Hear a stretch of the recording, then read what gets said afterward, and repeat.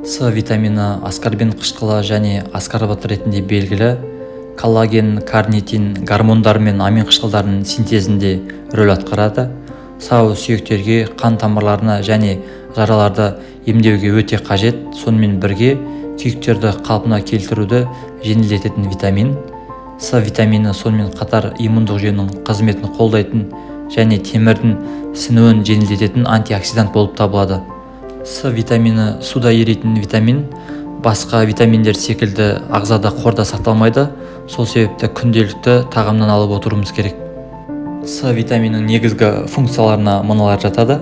Тіндерді қалпына келтіруге көмектеседі, темірдің сіңуіне ықпал етеді және цинга ауруының алдын алады. Жалпы холестерин, яғни тығыздығы төмен организмге зияны холестерин деңгейін төмендетеді. Бос радикалдармен күресу арқылы қатерлі ісіктің алдын алады. Денеге дәнекетін, соның ішінде сүйектерді, қан тамырларды және теріні қалыптастыруға, оны сақтауға көмектеседі. Иммундық функцияны қорғайды және жүрек ауруларынан алдын алады.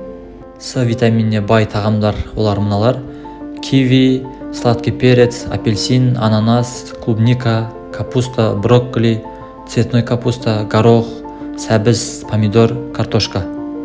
С дәрумен тапшылық болдырмау үшін оны үнемі тағаммен тұтынып отыруымыз керек. С витамин жетіспеушілігінің негізгі белгілері: тәбеттің төмендеуі, салмақ жоғалту, шаршау, ашуланшақтық және бұлшықет әлсіздігі, анемия, буындар мен бұлшықеттердің ауруы, қызыл еттің қан кету, аяқтардағы бөртпелер, терідегі құрғақ қызыл дақтар, кедір бұдыр, құрғақ және қабыршақты тері проблемалары. Себебі С дәрумені дәнекертінің маңызды құрамдас бөлігі болып табылатын коллаген өндіру үшін өте қажет. С витаминінің жетіспеушілігі иммундық жүйеге, темірдің сіңуіне, холестерин алмасуына және де басқа да функцияларға әсер етеді.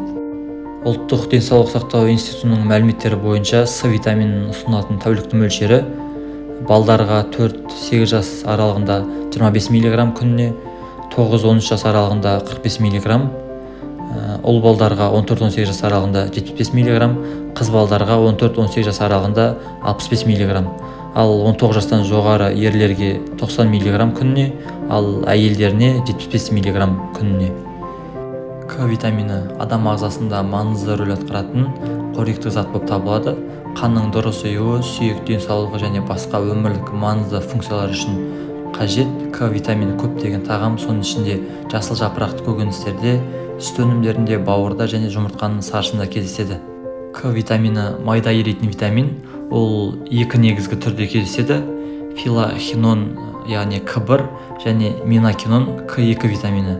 К1 дәрумені негізінен жасыл жапырақты көкөністерде, ал К2 витамині кейбір сүт өнімдерінде, бауыр мен жұмыртқа сарысында кездеседі.